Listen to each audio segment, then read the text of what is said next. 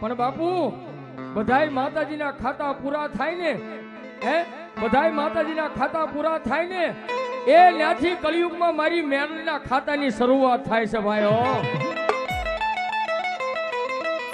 કયું ખાતું? જે માણસની નનામી ફરતા 4 શ્રીફળ બાંધ્યા હોય ને ભાઈ, આ ઈ મારી મેલડીનું ખાતું છે ભાઈઓ.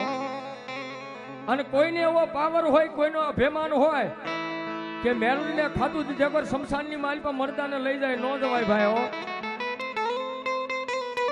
સાહેબ મારી જોગમાયા મારી ઝાપાના કિલમાં બેઠેલી મારી મેલડી કે મને ખાતું ન આપ, ત્યાં સુધી એક ગાડી નહીં પણ 51 ગાડી લાકડા મંગાવો અને શમશાનની માલ પર લાકડાનો ઢગલો કરો ને એની માથે સબને હુડાવે અને નીચે અગ્નિનો બાળ કરે. એ 51 ગાડી લાકડા બળી જાય પણ મારી મેલડી કે મને 4 નાળિયેરનું ખાતું ન આપ.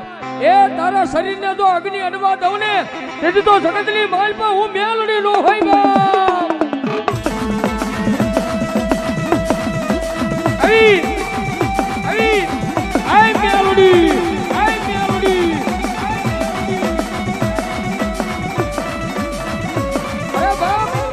જો આવા ટાણે મારી જોગમૈયા મેલડીની હાજરી હોય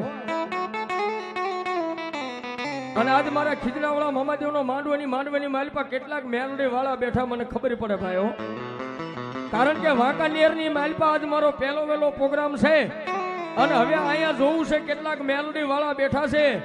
એ જેના કુળમાં મેલડી બેઠી હોય, જેના વડવાઈએ મેલડીનું ભજન કર્યું હોય અને આવા ટાણે જો ભેખનો દીકરો અવાજ કરે અને મેલડીના ભુવા જો આવ્યા હોય અને મેલડીનો એક એક હાકલો ન મારે ને તેથી તો એના કુળમાં કોઈ મેલડી દેવ ન બેઠી હોય.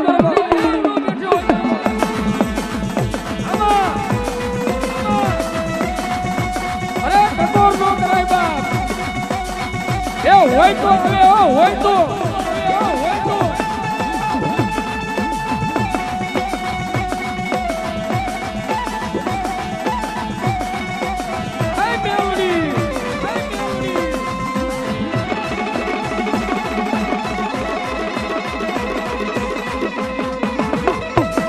મારી મધરી રાજનો